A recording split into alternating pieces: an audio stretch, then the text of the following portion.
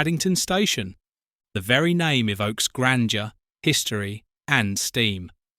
Opened in 1854 as the London terminus of the Great Western Railway, Paddington was the masterpiece of Isambard Kingdom Brunel, a cathedral of glass and iron built to serve his broad-gauge empire. But hidden within its story was another world, the locomotive sheds that once stood nearby. Built in the early 1850s at Westbourne Park, the broad-gauge engine shed was vast for its time. More than 600 feet long, brick-built, and filled with inspection pits and sidings where gleaming engines once rested between duties.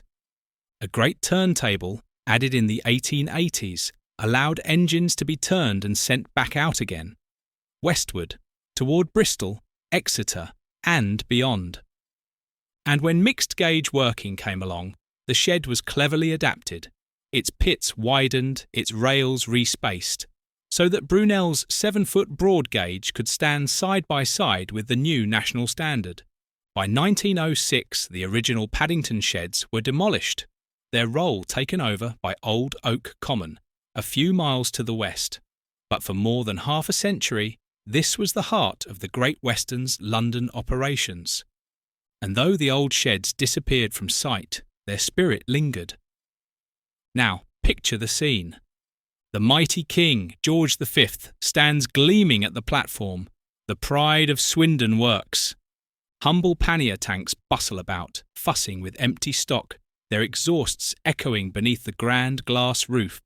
Large prairies, castles and halls, the very backbone of the Western Fleet, glide in and out of Paddington's platforms, their brasswork shining, their safety valves lifting in the cool London air.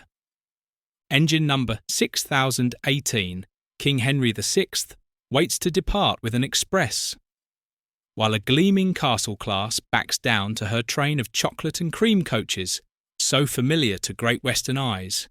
These were the sights and sounds of Paddington in its golden age, a living theatre of steam. By the 1960s, though, the end was near. Even the mighty castles found themselves reduced to empty stock duties. Western diesel hydraulics began to appear, sleek and modern, symbols of the coming era.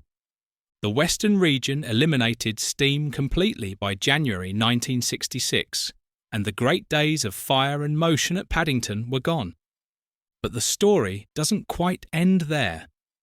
During the Crossrail works in the 2010s, archaeologists made a remarkable discovery. Deep beneath the modern lines, they uncovered the buried remains of Brunel's original engine sheds. Brick walls, inspection pits, and even the foundations of that long-lost turntable. Silent echoes of a vanished age. Today, Paddington remains one of Britain's great railway cathedrals, a working station, home to high-speed trains, the Heathrow Express, and the Elizabeth Line. Above ground, Brunel's magnificent iron arches still soar overhead, and the Great Western Hotel still gazes proudly down from its corner.